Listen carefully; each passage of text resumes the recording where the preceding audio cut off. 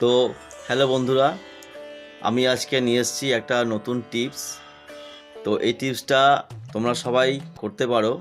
টিপসটা হচ্ছে, তোমার নামে যদি কেউ সমালোচনা করে থাকে, নিন্দা করে থাকে বা দোষ করে থাকে কারণে অকারণে, তার মুখ তুমি কি করে বন্ধ করবে।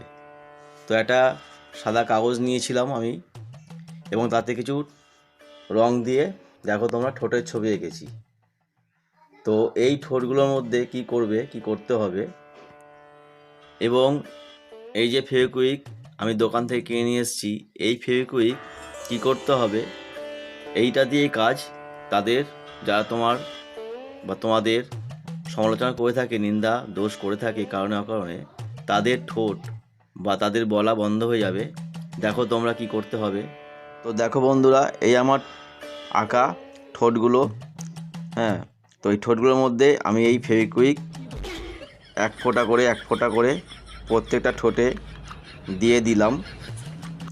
তো এর থেকে কি হবে, যারা তোমাদের নামে সমালোচনা দোষ নিন্দা করে থাকে তাদের বলা বন্ধ হয়ে যাবে, ঠোঁট বন্ধ হয়ে যাবে, আর বলবে না। তোমরাও করতে পারো বাড়িতে এই টিপসটা, নতুন করে দেখো। তোমার নামে সমালোচনা দোষ নিন্দা করে থাকে তাদের বলা বন্ধ হয়ে যাবে, ঠোঁট বন্ধ হয়ে যাবে, আর বলবে না। তোমরা করতে পারো বাড়িতে টিপসটা, নতুন করে দেখো, নতুন করলাম আমি।